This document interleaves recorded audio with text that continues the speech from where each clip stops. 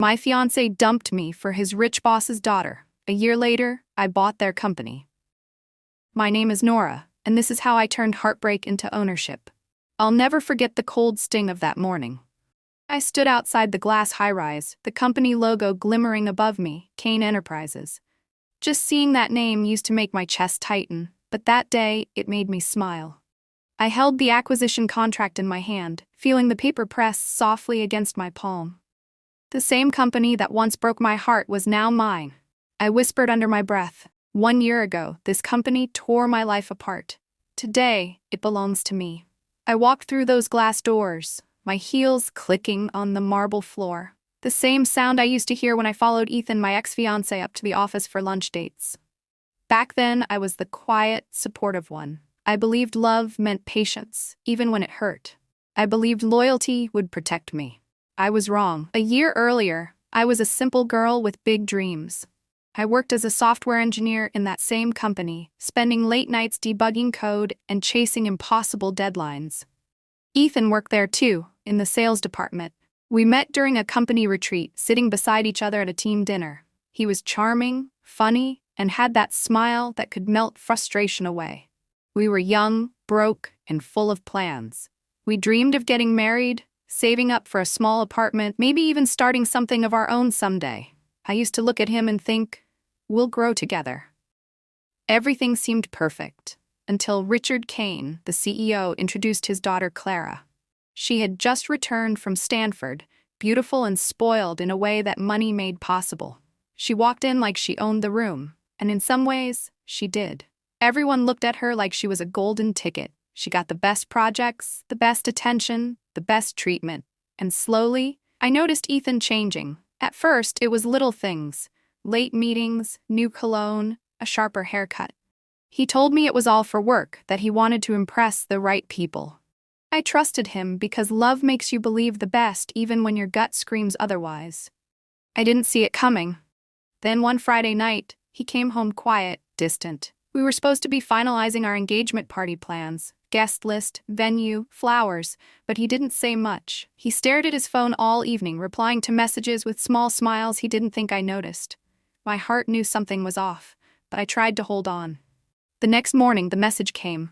Short, cold, heartless. I think we want different lives. Clara and I are in love. No explanation, no apology, no conversation. Just that text, like our years together meant nothing. I called, he didn't answer. I texted, no reply. By Monday, the entire office knew. I became the subject of whispers and pitiful glances. The same colleagues who used to admire our relationship avoided eye contact. Within weeks, photos of Ethan and Clara on vacation in Italy surfaced online, smiling with her father, the CEO, like they were one big happy family. And me? I was quietly pushed out of the company under something they called a department restructure. They said my role was redundant. What they meant was that I didn't fit their story anymore. I packed my few belongings into 2 small boxes and left Chicago. I remember sitting on the train to Austin, staring out the window as the city disappeared behind me. My heart felt empty. I didn't cry. I was past tears. All I could think was, I gave everything and they threw me away. But pain has a way of planting seeds you don't see yet. When I got to Austin, my friend Mia offered me a job at a small startup she co-founded.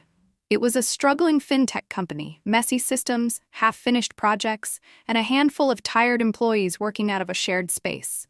I didn't care. I just needed to feel useful again.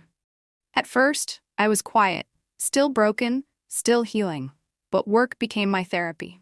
I started staying late, fixing bugs no one else wanted to touch, designing new features, and suggesting changes that could actually help users. Mia noticed. Within months, our user numbers began to rise. Our product started gaining traction. Investors who once ignored us began asking questions. It felt strange, like watching color slowly return to my life. One night, Mia and I were reviewing our metrics when she said, "You know, Nora, you have a gift. You don't just code, you build bridges between people and systems. You should own that." Her words stuck. I decided I would never again build something for someone else to steal. So when a major VC firm approached us with an acquisition offer for our tech, I negotiated equity and secured a co-founder position for our new company, Paysher Technologies. It was my rebirth. Paysher grew faster than we expected. For the first time, I had a team that respected me, people who listened, who valued my ideas. I went from being the quiet girl in the corner to the one leading meetings, pitching to investors, and shaping the product's vision. Then, one afternoon at a tech conference in San Francisco, I saw it. Across the hall, in bold white letters on a fading blue banner, Kane Enterprises. My heart skipped. For a moment, I froze. But then I noticed something new. Their booth was nearly empty. Their staff looked restless, uncomfortable. Gone was the confident energy I remembered. Whispers floated through the crowd, rumors of mismanagement, of deals gone wrong, of leadership fights. Someone behind me said, "You know Kane Enterprises? They're in serious trouble. CEO made bad investments and his son-in-law is useless in sales." Son-in-law? Ethan. I turned slightly and saw him across the hall, older, heavier, less polished. Clara stood beside him, glued to her phone, barely acknowledging his presence. They looked miserable. For a moment I almost felt pity. Almost. But instead I smiled. Not out of arrogance, but peace. Because I realized I didn't want to hurt them. I wanted to outgrow them. Still, fate has its own sense of humor. A few months later, news broke that Kane Enterprises was filing for bankruptcy. My team at Paysher had just closed a partnership with a private equity group, a group that specialized in acquiring distressed assets. When the Kane deal came up, I saw an opportunity I couldn't ignore. I didn't tell anyone the history. To my partners, it was just a smart acquisition, but deep down, I knew this was the final chapter of a story I didn't start. But I was going to finish with grace. When the deal went through, I flew back to Chicago. I hadn't been there since the day I left with those 2 boxes. As the car drove past the old coffee shop Ethan and I used to visit, the memories hit, but they didn't hurt anymore. I wasn't that broken girl anymore. I arrived at the building early. The receptionist, a new face, smiled politely and said, "The board is waiting for you, Miss Harper." Miss Harper. Not Nora, the girl they pitied. Not Ethan's ex. Miss Harper, the new owner. I took a deep breath and stepped into the same boardroom where my fate had once been decided without me. This time, I was the one in control. And when the door opened, every head turned. Ethan's face went pale. Clara's hand slipped from his. Richard Kane's expression twisted in confusion. I didn't need to raise my voice. I simply said, "Let's talk about restructuring, under my leadership." Don't forget to subscribe to this channel. Turn on bell notification to stay updated for more revenge stories. You could hear a pin drop. Their eyes darted across the table, searching for a reaction. I slid a folder forward, calm and confident. Inside were the employee retention plans, with one simple clause. All senior management must reapply for their positions. That was the beginning of the end for them. Ethan tried to speak, stuttering something about misunderstanding. Clara pretended to be interested in her nails. Richard leaned back, speechless. I didn't stay long. I didn't need to. The point was made, and that was how I bought the company that once fired me. Ethan's mouth opened like he wanted to say something, but nothing came out. I could see the shock in his eyes. The same eyes that once looked at me with love and later with pity. Now they only held regret. I didn't let him speak. I stood up, smiled politely, and said, "Thank you for your time. The paperwork is already in motion. You'll hear from HR soon." As I walked out of that room, I felt taller than I ever had in my life. Not because I owned a company, but because I owned myself again. The pain they caused had turned into power, and it showed in the way I carried myself. I didn't rush. I didn't look back.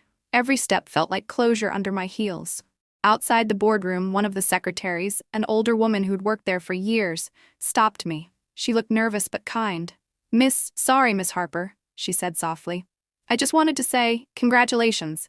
We heard what happened before you left, and many of us were sorry. You deserved better." I smiled and placed my hand gently on hers. "Thank you," I said. "Better found me eventually." She laughed quietly, and for a second it felt like a full circle moment. The whispers that once followed me in shame now followed me in admiration. Over the next few weeks, the story spread like wildfire through the corporate world. Blogs wrote headlines like, "Woman buys former employer after being fired unfairly."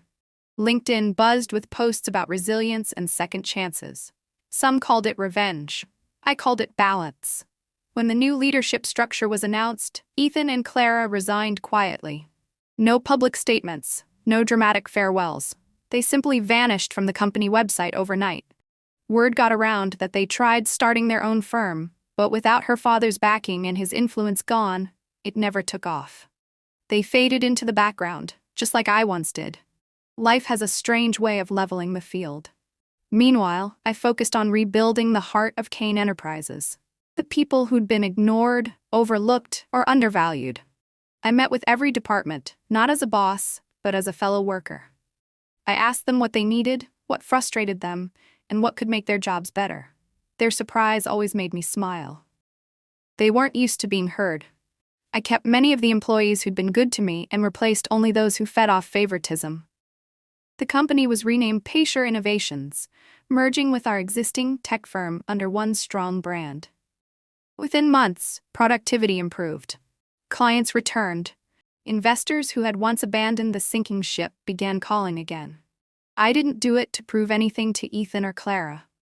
I did it because I wanted to build the kind of company that would have protected someone like me, the hardworking, quiet woman who only needed a fair chance. One afternoon, as I was reviewing the final rebranding materials, a familiar name appeared in my inbox. Ethan. My assistant hesitated before forwarding it, asking if I wanted to read it at all. I told her, "Forward it. Closure deserves to be read." His email was long, full of excuses dressed as apologies. He wrote about how things just happened, how he never meant to hurt me, how life turned out harder than he expected. He said he admired what I'd become and hoped I was happy. I stared at the screen for a long moment, then deleted it. No reply. No emotion. Just peace. Sometimes silence says everything. The following Friday, I visited the top floor, the one with the corner office that used to belong to Richard Kane. The city stretched endlessly through the glass walls, sunlight bouncing off the skyscrapers. It was beautiful. I sat at the desk, the same one where he once signed my termination letter, and for a moment I imagined him realizing that the girl he discarded was now sitting where he used to rule. I didn't gloat. I didn't dance around in triumph. I just breathed. Deeply, freely. The air smelled different up there. Success doesn't always come with fireworks. Sometimes it's quiet, calm, and full of gratitude. Later that day, I walked down to the floor where I used to work as an engineer. The desks had changed, the faces were new, but the energy was the same. I found the old room where Ethan used to stand over me, telling me my ideas were too ambitious or that I should let others take the lead. I reached into my bag, took out a small yellow sticky note, wrote 5 simple words, and stuck it on the door. Know your worth. Always. I stepped back, smiled, and whispered, for the next girl who needs to see it. By the end of the month, Paysher Innovations had fully integrated with Kane Enterprises. We hosted an open house to celebrate the relaunch. Clients, partners, and media all attended. Cameras flashed, reporters asked questions, and everyone wanted to know the same thing. How does it feel to own the company that once let you go? I looked straight into the lens of one camera, smiled, and said, sometimes the best revenge is simply becoming who they said you couldn't be. The crowd clapped, and for the first time in a long while, I felt seen, not as a victim, but as a victor. After the event, as I stood by the glass window looking down at the city lights, Mia walked up beside me. She'd been my rock through it all, the friend who took me in when I was broken. She placed her arm around me and said, "You did it, Nora. You turned your pain into a masterpiece." I laughed softly. "No," I said. "We did it. You believed in me when I couldn't believe in myself." She smiled. "Still, this story, it's going to inspire a lot of people." I thought about that for a moment. Maybe it would. Maybe somewhere out there, another woman was crying in her small apartment, thinking her life was over because someone broke her heart or pushed her out of her job. I wanted her to know that endings aren't always endings. Sometimes, they're just hidden beginnings. Months passed, and life settled into a new rhythm. I traveled for business, spoke at women in tech events, and started a mentorship program for young female developers. Every time I shared my story, I could see something change in their eyes. Hope. The best part? I found peace. Not the kind that depends on someone losing, but the kind that comes when you finally let go and move forward. 1 year after the acquisition, I received an invitation to an industry gala, the same kind of event where Clara used to shine. This time, I was the keynote speaker. When I took the stage, the applause echoed softly in my ears, and I couldn't help but smile at how far I'd come. I didn't mention names, didn't throw shade. I just told the truth. There was a time when I thought love and loyalty would protect me.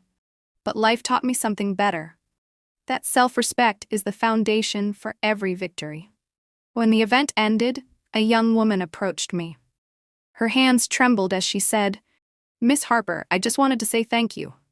I went through something similar, and your story reminded me that I'm not done yet." I hugged her gently and whispered, "You're just getting started."